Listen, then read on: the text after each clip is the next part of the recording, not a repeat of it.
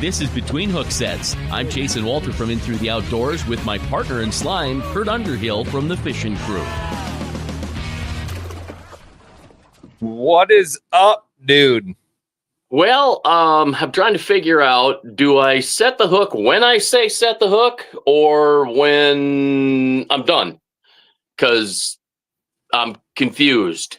Calmerton last week in Devil's Lake set the hook right away when the guy, which by the way, that's me that says set the hook, right? Everybody knows that. So if you watch the video, Calmerton's setting the hook and then I follow behind. Well, so I got to get my timing down. After Devil's Lake, I know why. Why? After fishing with you, and you argued with me about your bobber being gone. I did argue. Yes, I did. No, it's right there. Look at your rod tip. No. So I don't know. I must have been looking at a different rod or something. I'm like, no, I don't know what you're talking about. Everything's fine. And then boom, there it is. You sent this video. What are we doing out here today? We're out here killing walleyes. And guess who's doing it? Woo-hoo! The one and only Chasen Walters.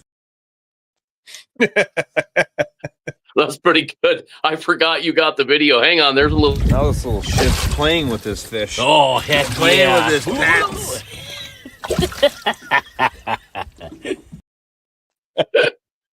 Oh, what a fun trip.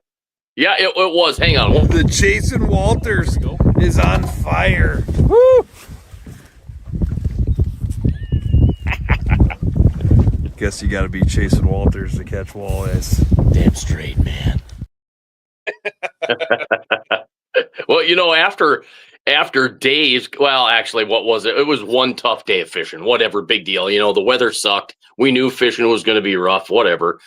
We got into them at about 11 o'clock on Thursday morning when we were supposed to leave. Luckily, we got to hang out a little bit longer, and we caught some fish. But here again, it took a little trick. You had to hook the leech in the middle. At least that's what I did, and I had pretty good luck catching walleye. So it was pretty cool. Nice relevance on. Yes, we did. Yeah, as a matter of fact, I would have mine on now, but I thought it would look a little too cocky. Maybe, I don't know. I've got the bright lights in my face, and it would have been cool to have those on. It's amazing the clarity that you get from those relevant glasses. And I'm not a paid spokesman. I'm just a guy that has a pair, and they honestly help me see better without my glasses on. I don't need my prescription to wear those relevant sunglasses. I don't know what it is. If it's some secret thing, I have no clue, but it's pretty cool. Yeah, they are pretty sweet. I sold a pair to my buddy Barnes this weekend, and he tried them on, and he's like, it just makes everything clear. Yeah. I'm like, yeah, and he had a brand new pair of Oakleys he just bought, and I said, check these out, and he ends up buying a pair. So yeah, I mean, they truly are a good pair of sunglasses. Our good buddy Pat works for him now, and Jim that just commented with them, and Pat told me he goes, try them. If they're junk, yeah, right. Yeah. And Jim gave me a pair, and I think I put my Costas back on one time since. Well, let me say, I think this picture of you wearing your relevance. Yeah. Oh, nice blurry picture. You know what? Maybe me too. Hang on. Oh yeah, both of us. Hey, Jared. No. Yeah. Loves his relevance. Highly recommend. Yeah. So Jared. Jared. Let's give him a plug. Check up the Geared Up North. Check out this too. Treehouse Productions. Pretty cool. Pretty awesome sure that photo. Jared, you might like my photo. I took one too. All right. All right. Hang on. I'm just about done playing. Oh, wait a minute. Did you see this on Facebook? Oh my God. I want this so bad. Does that not look good? Oh yeah. Except for you can't eat half of it. Oh, I can't, but does that look so good? Wow. Yeah. I wish I could read the comments, but I can't. Now I understand what everybody's looking in here going, I can't. What's that say? Now I get it, because when you're on this little cell phone thingy, it's hard to see everything. My Starlink should be here on like Saturday, Sunday, something like that, hooked up, and maybe I'll be able to figure it out by next Wednesday. Yeah, you'll be able to plug it in and figure it out. It's really easy. That's what I heard. Yeah, I've had one for a couple years, and that's what we run on every week for this show. So it's well worth the investment of Starlink. But no, let's get back to Devil's Lake. Had a great trip up there. Pat Kelmerton and Susie Kenner with Visit Devil's Lake invited us up for a media event. What a cool! I've never been to one, and it was pretty awesome. Got to meet some good guys like Jared. Jared has Treehouse Productions and Geared Up North podcast, so check him out. Great dude from Wisconsin. Got to spend a day in the boat with him. We lost a monopod, not a tripod, a monopod, which Kelmerton still can't figure out a monopod to a tripod. He can't do math. But no, we got a lot of great content for Devil's Lake. We got hashtagged on the show again tonight, so thanks to Kyle at Woodlands for the great hospitality, the Cove for great food, the casino, the view. Never been. I've been to the casino, never knew that restaurant was upstairs. Me either. I didn't know I was elite enough to get up there. So yeah, they stopped you at the door though. Like of course they did. Yeah. I mean, well, they wanted my autograph. Fine. Not they're like, you over here. We need your autograph. What a great event up there. Got to if you didn't check out any of the interviews we did, we had Garrett Bonham from Bride's Guide Service. We had Johnny Candle, Jason Mitchell. You conned Jason Mitchell into coming and seeing us. If you're going to be at Devil's Lake, Jason Mitchell's middle name is Devil's Lake, isn't it? So, same with Johnny Candle. I mean, if you're going to have those guys on, quintessential Devil's Lake guys, right? You didn't get to see, you can't see the things, but our friends Jeff from Wheelchairs and Walleyes said they're checking in for the show. Jeff was there, gave a little speech about wheelchairs and walleyes. Yeah. You don't know much about that. If you're tuning in for the first time, go back and watch the episode with him on it. Hey, good to know, Jared. You got a new monopod replaced today. Oh my! Put a floaty on it. Amazon. Yeah, you know what? Hey, Jared, here's a great idea. Do this. Just go get a noodle and put the noodle on there. I have a noodle on my metal detector. Well, it's not mine anymore. It's Casey's. I gave it away. I got to get a new one. But I've got noodles on there. So when I'm out in the water, metal detecting, if I let go of it, it will just remain floating. So yeah, that's a good idea. Just get a little bit of a noodle and it'll keep you from having to spend money and order from Amazon. Yeah. So, I mean, overall, my experience of it was incredible. I got to fish with Eric both days from Perch Patrol. What a great time. He's got all flocked up podcast or all flocked up outdoors. Instagram, go check him out. He's a big waterfall hunter, which we had a great time chatting waterfall. Oh, Mark came in. You can't read it. It says one and only candy bar. Snickers. He. So we'll give Mark kudos there, because he's the one that told me to hook if we were going to do any cork and any bobber fishing with leeches, hook the leech in the middle, not through the sucker. So I hooked it through the middle and boom. They were nice walleye too. They were 18 to 20 inches. We had a good day then, Yeah. Jared's taking your advice and getting a noodle. There you go, Jared. I would do that. So yeah. But all in all, I mean, great, fantastic event. Got to meet some great people. Got some great content. Had a couple days of fishing. The first day we were all bummed that we didn't get to go fishing, but we had solid days of, I think 5 or 6 podcasts that day on Tuesday. So make sure you go back and watch those. A lot of fun. I thought it was a great experience. What do you think? Oh, are you kidding me? Even with the bad weather, we had a ton of fun. We had the rain day really gave us an opportunity to sit down with everyone. I don't think we'd have had that chance.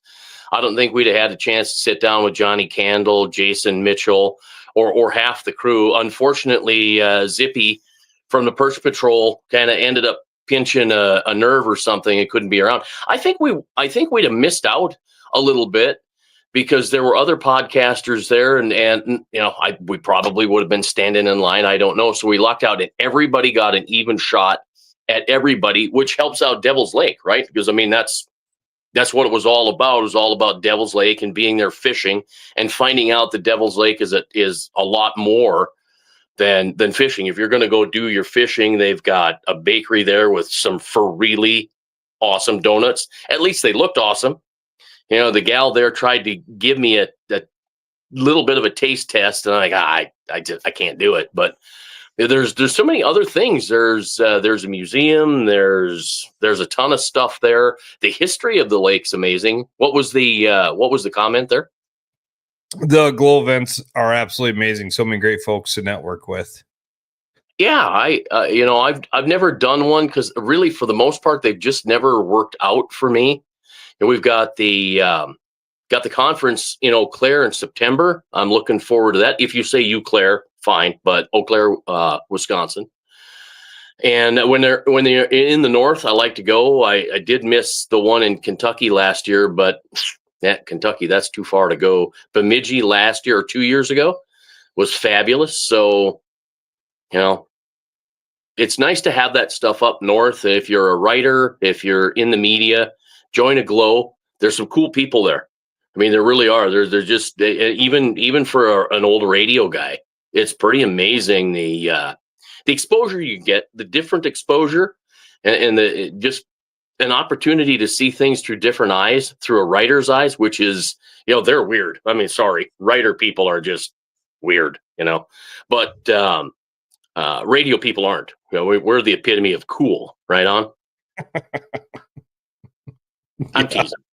I'm just teasing.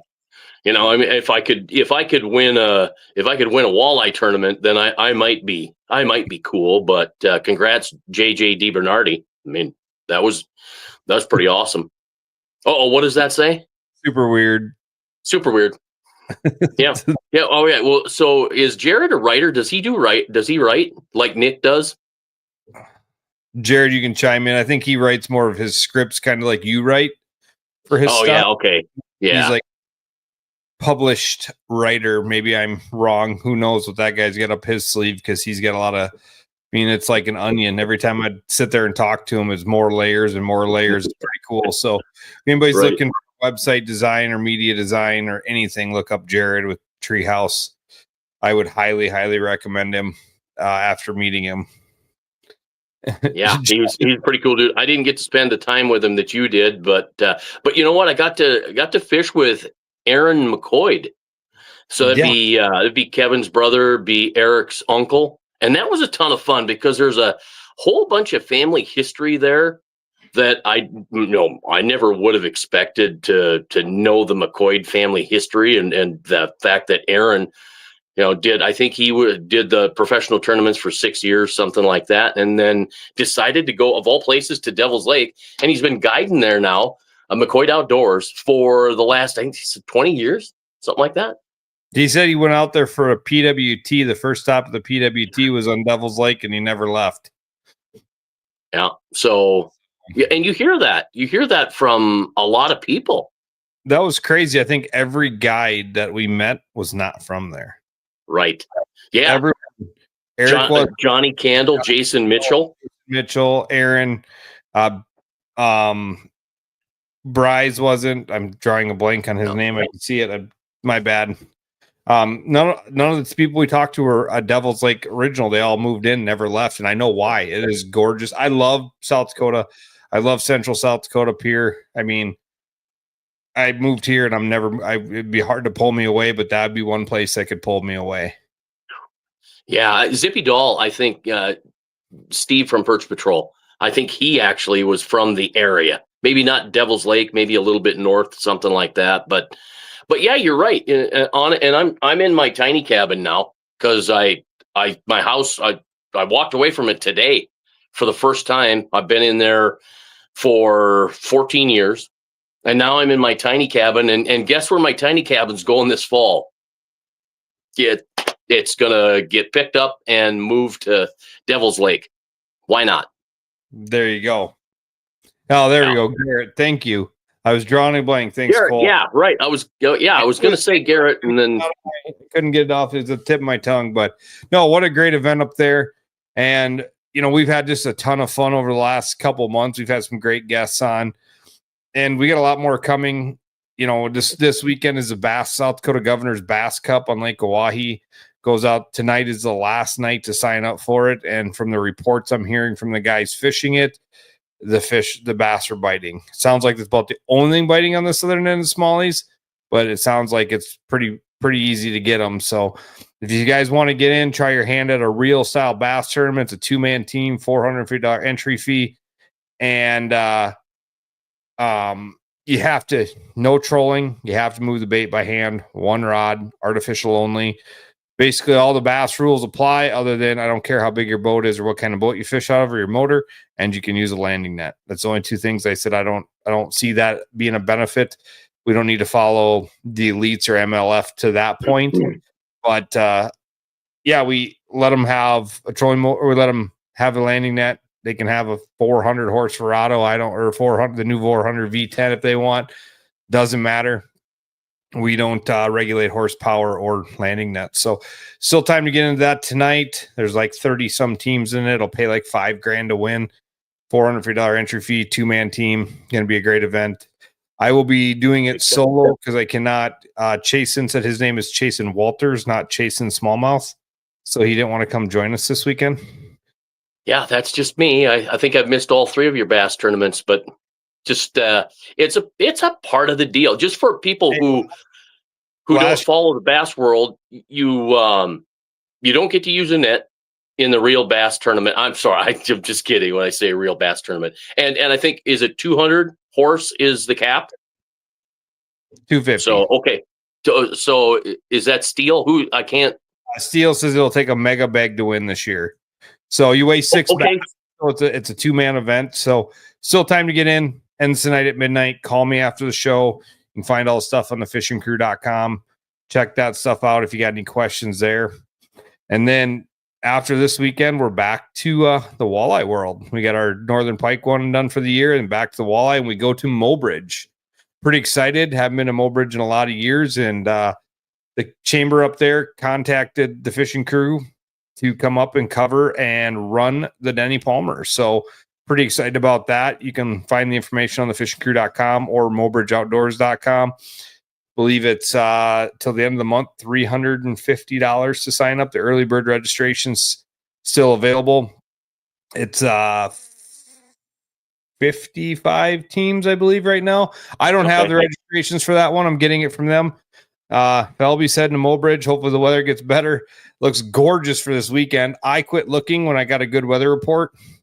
I was at lunch with Nate today. Nate said it's like 2 to 7 miles an hour for Saturday for winds in like mid 70s.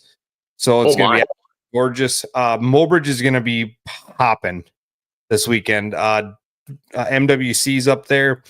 I'm going to let the cat out of the bag. I heard 65 teams for the MWC in Mobridge, and then Wolves on the Waters out of New Everett's. And I've heard rumors of up over 100 to 120 teams in Wolves on the Water. And then there's another walleye tournament, I believe, out of the Outpost this weekend. So Lake Oahe is going to be a busy place. Yeah, it is. And I think the walleye are pretty active from Pollock on down.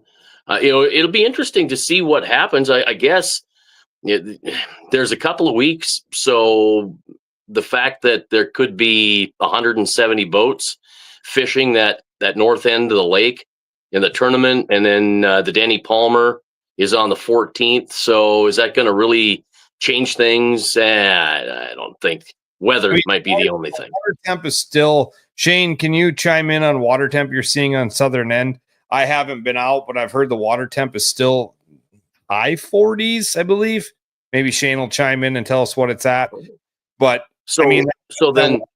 we've had a weird spring, just like Devil's Lake. I mean, it was super nice, and then it got not really cold here, but we had a big cold snap with a lot of rain. Our lake has come up quite a bit on Lake Oahe.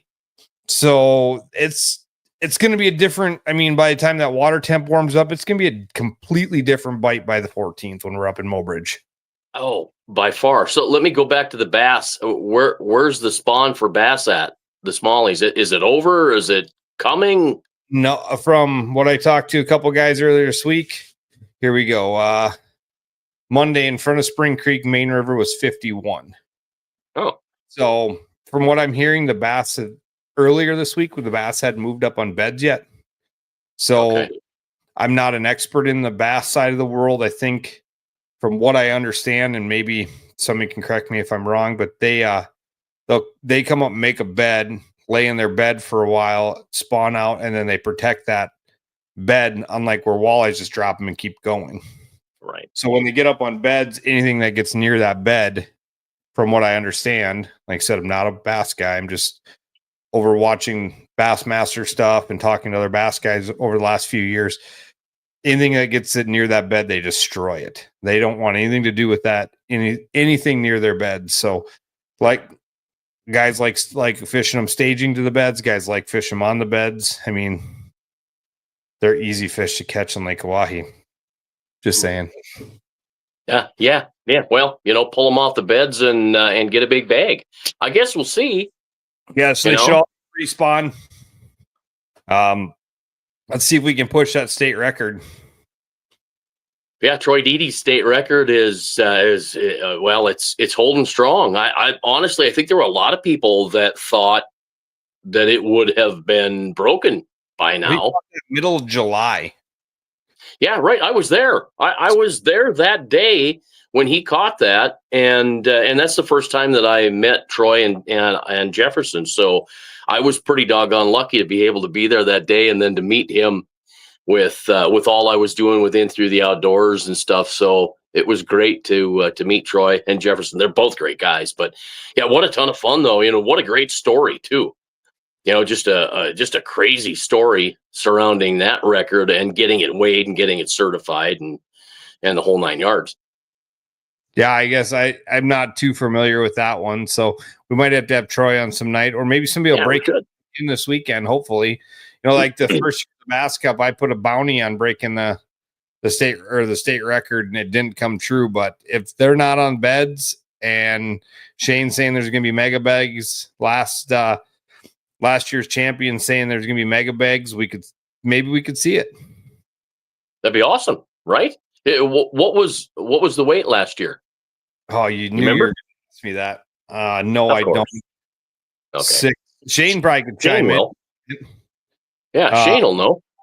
Shane, no, I don't have it in front of me. So, yeah, he was our champion last year. Him and I can't think of anybody's name. I can see him. Jeff. Him and Jeff won it last year. So I believe they took the state trophy home and everything. So a good traveling trophy. Team Wyoming took that home. And yeah, I know we got a guy from North Carolina here, some from Oklahoma this year.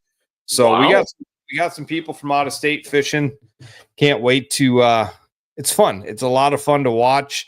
I know if we didn't have all the walleye tournaments up north, we'd probably have a couple other walleye guys, because I got these guys that just love to go out and fish and try to figure these things out. So if you're a walleye guy and you want to try it, it's a pretty fun event. It's pretty easy going.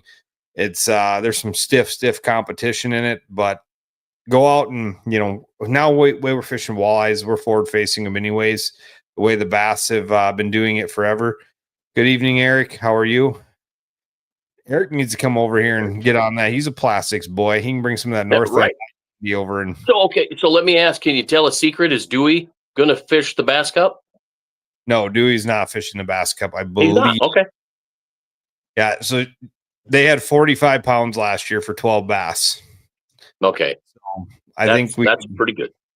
Yeah, it's a lot of fun seeing those big brown fish come in. So they're not Jay Shakir numbers, but that kid can catch 100 pounds of bass, right? But here's the thing, though, right? Let's do the math on that. That's for 4 days. Yeah, that's right? for 4 days. Yeah, and this is for two. So 22 and a half pounds a day. That's elite series numbers. Mm-hmm. That big deal. 1 day weight would have beat Sam Bean River last time for 3 days. Yeah. 4 days. So, yeah, because Patch Schlopper I think he had 38 pounds total in 4 days. In 4 days, yeah. Yeah. So, yeah, the Sabine was just not giving up. It's just a ton of small fish. Yeah. It's crazy. 1-pounders, one after another. Yeah, I mean, they were getting excited over 1.5 pounders. It's kind of like being on Lake Sharp. 1/8. Yeah. 1/8. Yeah. Like getting excited about it. Eric says he's doing well. Hope you are too also. So yeah, Eric, we're doing great. Can't wait to run into you again here soon and get you out here fishing with us. You got to get off that Eastern Lake stuff and come fish again with us. So yeah, he's too busy chasing boys and catching big bluegills. He's in that mecca up there in the Northeast. So it's hard to, and he's got a place at Whitlock. So he loves to come chase big walleyes. So yeah, it's big fish are popping. I got home and my neighbor called me tonight and said, "You wouldn't have a good scale, would you?" Gosh, no. Said, "I don't know, maybe." Why? What do you got going on? And his nephew caught a 30 and a halfer that weighed 10.48. So I went and weighed that after work tonight. So caught up north of Whitlock. So there's good fish going on. Did they check the girth? Did you check the girth? No, it was there obviously is spawned out. Full spawn. Yeah. Just a fat fish. He thought it was going to be bigger than that, and it was a healthy fish, and yeah, it was he's pretty happy. And the kid is kind of put it on the wall. So he said it was a 15-minute. They tried to put it back and it just wouldn't go. Caught it on the bottom bouncer. Yeah. Oh, okay. What color and how deep? I don't know how deep. It looked like kind of looked like a MEP spinner, blue and or pink and silver, kind of when I saw it. I'm not sure. He had 2 rods in his hand. I'm not sure which one he caught it on, but one was pink and silver. So MEP spinner. So yeah, they went up there. So they didn't catch a lot of fish, but they didn't catch a lot of keeper fish. They caught quite a few 14s and which are keepers on Lake Wahi, but he's pre-fishing for one of his little tournaments. So he was trying to find some bigger ones. Well, they stumbled across the almost 11 pounder. So they're pretty happy tonight. Yeah, that's pretty cool. I think some of the walleye are starting to move into the channel and move south. It's kind of what I'm hearing. So we have the 80-degree weather. I think at the river, is it supposed to be about 85? Yeah, it's supposed to be gorgeous this weekend. Yeah, so that'll warm the water up and hopefully not a ton of wind, and everybody can get out and do some fishing. And I'm going to try to do some fishing here in the eastern part of the state and see if I can't find some of those crappie that I've seen on Facebook. So go chase them with a little live sonar and see if I can find the school. There you go. Yeah. Yeah, so I mean, big things coming. I mean, we've had, like I said, a lot of things have happened over the last month. We had the Sharp Showdown. We had, that was a month ago at this point already. Almost a month and a half ago, we were in Chamberlain. Had both those sets of winners on. Ryan Thompson and Matt Lyons are leading our team of the year right now. So they're in the runnings for some cash and some cold snap suits. 2 cold snap suits. And that was another thing this weekend. Devil's Lake wasn't the coldest, but it was not fun on Wednesday. And I was plumb dry in my cold snap suit. The only problem was I wore my underlayers.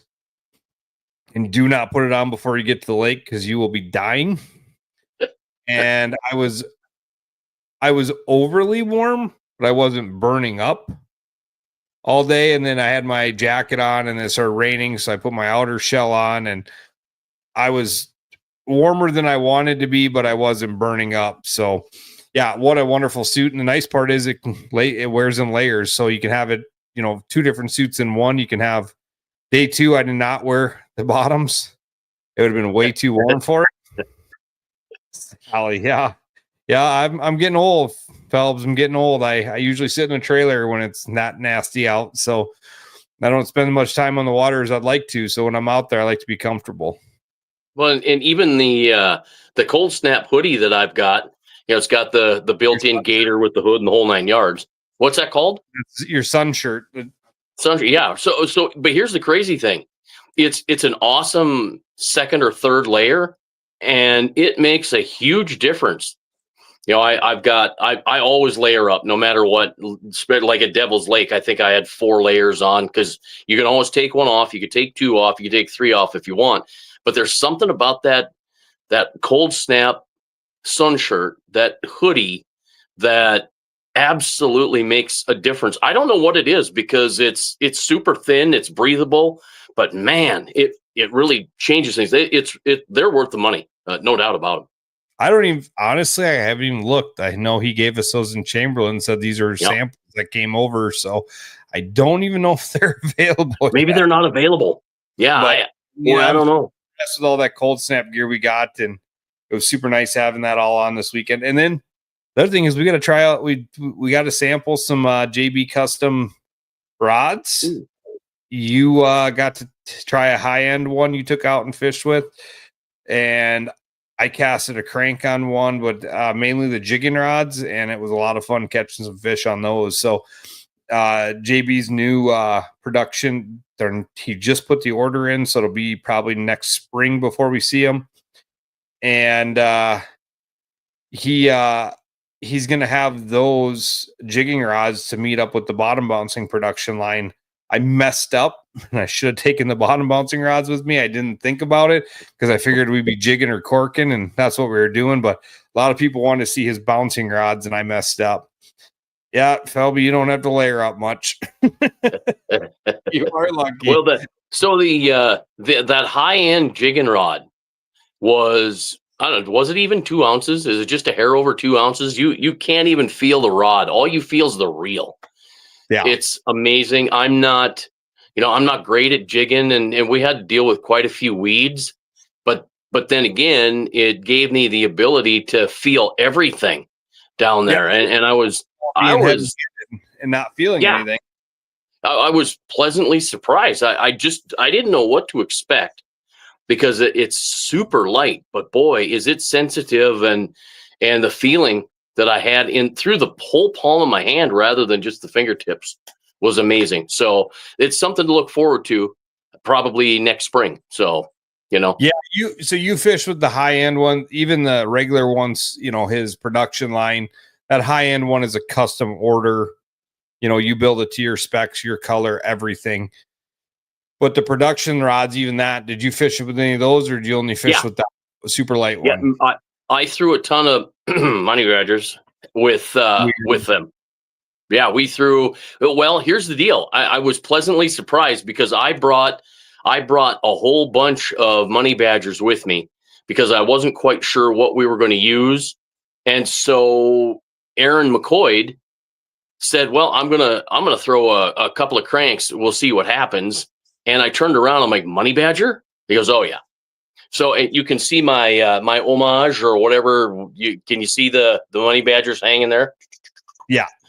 And then the one hanging on the line down by the stars, or maybe you can't see it, but that's the very first one that I got from Dan Spengler, I believe, before they hit the shelves. So that one I've been protecting. I won't even fish with that one. So all I'm going to tell you is we better reach out to Dan. He better get you one of those big lures to hang, and it better be a money badger. I don't know how much more I can hear about money badgers. I've never bought one. I've never thrown one. Well, it's okay. I don't understand why people don't use them. There are a ton of people that have never heard of them. And here's the thing, because somebody will say, well, all you use is money badgers. That's all you're going to catch fish with. Guess what? Last weekend, I used flicker shads. I used flicker minnows. I used the new Rapala, the number 7 minnow that they've got at Dakota Angler. I went with that. And what else did I use? I used a jig. I used some plastics. But then I went right back to my money badger. So money badger is definitely your confidence bait. Yeah. I have a ton of confidence in it. I like the way it feels, on the rod and the reel, and I dig the retrieve, and I don't know. There's something about it. It's different than the flicker shad, but I started using the number 6 flicker shad, casting from shore, and that thing just pops off the rocks and just ding, ding, ding, ding. It's pretty awesome. I do like it, but the Bunny Badger's all mine. I love it. They're going to rename it the Chasen Badger. Yeah, I don't think so. I don't think they care that I'm fishing with it. And that's fine, because I'm the only one that has to care. I mean, exactly. It's just that simple. Well, if they don't give you something for as much as you plug that bait on this show, they better give you. I want to see you in one of those like costumes that they wear as a money badger walking around the Gov Cup. Maybe I'm pretty sure that's not going to happen. I'm sure there's a few guys out there too right now going, don't, because I think there is something about that crankbait that it is super special. And I was surprised that Aaron McCoy used it right away. I mean, he just boom. And that was awesome. I mean, it was spectacular. So they catch fish. If you don't get you some. You brought up something earlier that made me want to touch on something. You were talking about your metal detector. Oh yeah. And you got into metal detecting because of Dan Spangler. Basically, he was out finding all this cool stuff. And for those who don't know, Chasen is probably one of the best guys that walks face the planet. I had a friend of mine I've known forever, Emily, down the National Walleye Trail, was telling me her son's big into metal detecting. I told Chasen about it. She's like, good, maybe he can meet up with my son. Casey's 14, 13, 14 years old. Yeah. And the kid is obsessed. I follow him on Facebook now. So look up Kevin Asher on Facebook. And this kid is like researching, and Chasen gave him his metal detector. Yeah, like, he had one. I don't know. Was it the Walmart one? And you gave him the I don't know. It was one of those cheaper ones. Whatever. Like I told him, I told his mom, I told Emily, it's a good starter. And I suggested that they get the Equinox 600. It's an $800 machine. It's spendy, but it's just like a guitar. If you're gonna play guitar, do not buy the $199 Epiphone. I don't care if it's a Gibson or not. If you're gonna do it, go buy something. Buy a Taylor, buy a Martin, spend $2,000, and the guitar will play itself. So if you spend the money, I've been wrong my whole life. Yeah, what? I don't have a $2,000 guitar. That's why I can't play guitar. I just think I can't play guitar. Well, no, I'm just saying, if you're going to play guitar, spend the money on a good one. But I always believe that, And so the way Kevin took to it, he blew my mind, because he said, Chasen, I want to metal detect. I've been metal detecting with my metal detector, and I asked what it was, and I'm like, oh wow, okay, yeah, you definitely need to step up if you're going to be serious about it. So he said that day, I want to metal detect. I'm like, okay, here's the deal. I call myself a coin chaser. He's like, well, that's what I want to be. So instantly, he's like, I'm going to find my first coin this weekend here in Pierre. So I went over to the beach, and I found a few targets and said, here's the deal. I got to go set up for the fishing crew interviews, the Friday night interviews. So I've got some marks out there, and they're flagged. You go see what you can find. And then anything that rings 24, 25, 26, 27, and 29 and 30. No matter what, dig it. And so he comes running back, and he found a 1942 Mercury dime, all silver. And then he found a 43 wheat penny. So his first two coins that he ever found were some of the oldest sought after coins, average sought after. Obviously there are others, but when somebody finds a Merc or a Wheatie, there's like, wow. I mean, same with me. Every time you find one, because it's anybody can find a 1969 penny or a 69 quarter or whatever, so he was so excited. Then he went back and he found some really cool stuff. And I'm like, what, why don't you just keep that thing? And he's been using the thing. He probably has it wore out, but he has found more stuff. They went to root on Brother Hank in the lacrosse National Walleye Tour Derby, and he got some permission to do some digging on some local yards, and he found a bunch of mercury dimes and some bunch of wheat pennies and stuff. So he's a cool kid. He's a ton of fun. For the first time in my life, I now understand how guys or gals can find themselves emotionally attached to someone that isn't theirs. I just have never understood that. How can you be a dad to a kid that's not yours? How can you be a mom to a kid that's not yours? I never understood it. I always thought it was truly amazing. Admire them all the way to the ground, but I couldn't understand it. But there was something in this boy that just, I don't know. There's an emotional attachment to him, and he's a great kid. He's a smart kid, and he's going to be an unbelievable young man. I get it. You talk Craig Euler, and Chad Cummins, you talk about those guys and all the stuff that they do with kids that aren't theirs, that they don't even know, and they build these bonds. Now I understand. And it's truly amazing. And if you don't understand what I'm talking about, go listen to LV Shane after the show and my boy. And it's pretty cool. I mean, it's amazing. So I'm glad you brought it up. We all do cool things, and I've had people give me breaks, give me things, pay it forward. And it was just my turn. And honestly, God he moved me to do that, because I was just going to give him $100 and say, here, this will help you. And then something said, just give it to him. And I just kept give it to him. So I did. So it's fantastic that we could do that for kids.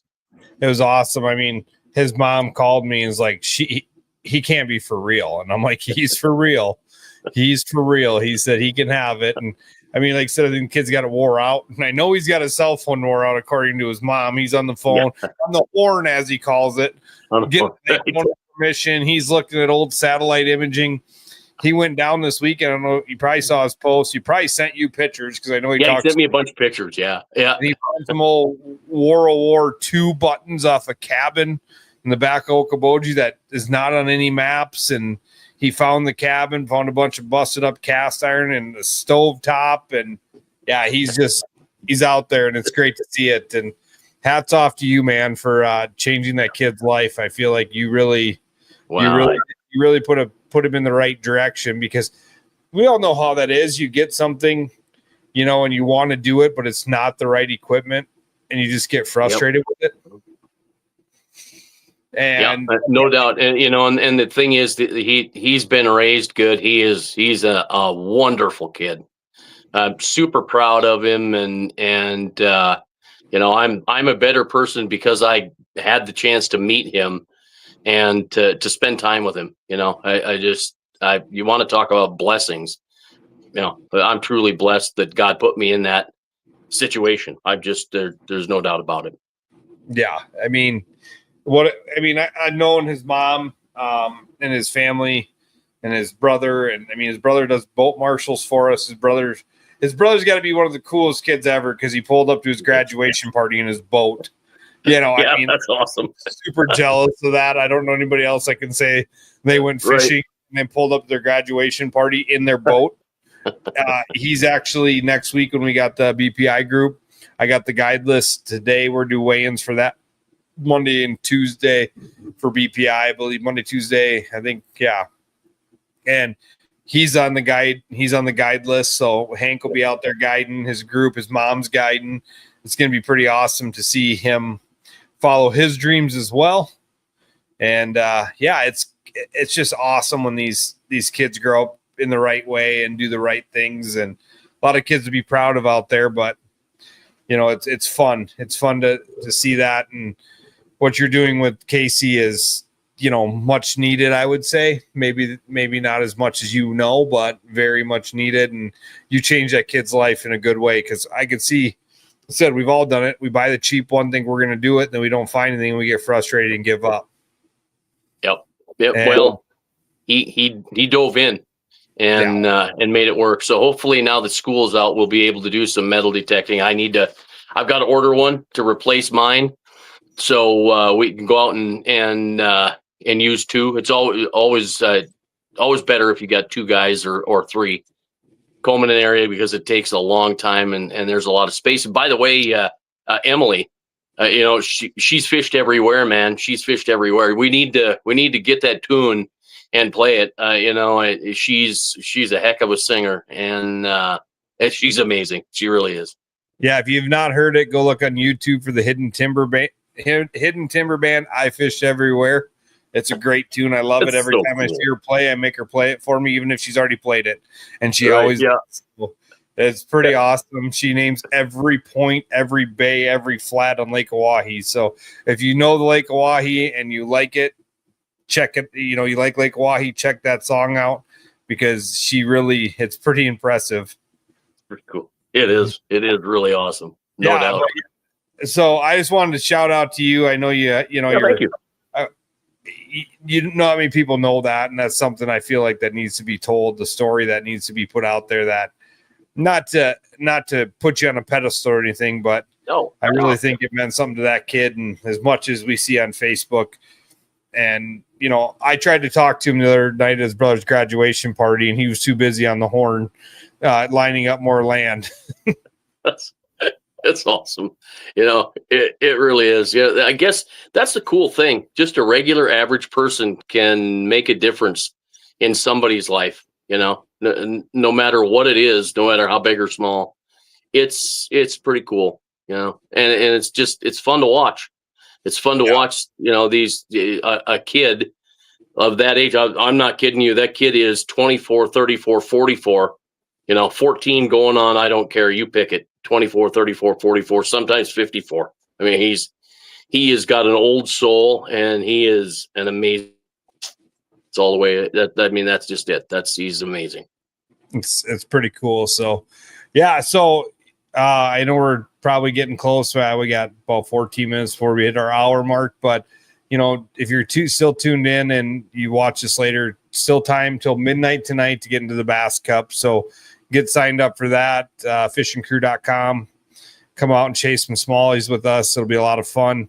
Be paying attention. I'm going to try to do what Chasen does, but it's a little hard when I'm running the tournament and doing weigh-ins. So you'll do good. Trying to get some interviews, trying to get some on the water stuff. Try to find a couple guests to pop in the studio with me to talk about some smallie fishing. Most every smallie guy I know, other than Zach, and Zach does not like the camera. We'll be on the water fishing. So yeah, it'll be it's going to be a good weekend. We'll try to do some good coverage of it. And then we go to Mobridge. Can't wait. Cannot wait to get up there and run the Denny Palmer. So get in the Denny Palmer, Mobridge Outdoors. I'm going to try to get Chemnitz on next week to talk about Mobridge, and then probably the Bass Cup champions. We'll see if somebody can do it for a repeat. We have yet to have a repeat. Caden Karst won the first one. Tobin and his grandson won the second one. Shane Seal won the third one. So we'll see who our fourth annual South Dakota Governor's Cup champion is. And there's some good sticks out there. And if Shane's saying some mega bag, it's going to be a lot of fun to watch. So tune in all weekend on the Fishing Crew's Facebook and YouTube. Be sure you follow along every week. And do us a favor, guys. Go out, share this stuff. We do this to keep you guys entertained. I hope we do it. Please share, subscribe. Go up to the 3 dots on your Facebook page. Invite everybody to the Fishing Crew. Invite everybody to the Chasen Walters page. Just do that for us. That's all we ever ask out of anybody is share if you like our content, share it. And as much people that tune in every week, I think we got a good following. So we appreciate every one of you spending your prime time Wednesday night with us. And it truly means something. And, just a fishing tournament guy and a radio guy got to go on a pretty cool trip to Devil's Lake, because they must have seen they like what we're doing. So, and that was, I got to hang our hat on something. They said, wow, you guys did every episode live. I said, we don't know how to edit. We don't know how to edit. Maybe we can get Jared involved with us in the future to edit for us, but we have to do it live because we don't know how to edit. So it is what it is. So every week is live. It's kind of how we started our show. We wanted to do it that way. And that way it's if we say something stupid, you got it forever. Or if we say something you like, you got it forever. Either way. Right on. If you're going to make a mistake, you might as well make a mistake live. Yeah. No point in editing it out. Yep. So awesome. Yeah, all right, guys. We appreciate everything. Appreciate everybody that comments every week, and look forward to seeing everybody this week in the bass tournament, and then get back into the walleye stuff in a couple weeks, and then we'll have another episode next Wednesday night. I'm gonna try to get Chemnitz on, or Jesse Conold, or somebody from up there to talk about the Denny Palmer and the history of Denny Palmer and what that means, and it'll be pretty cool. Fantastic. All right, thanks everybody. Thank you. All right, happy May.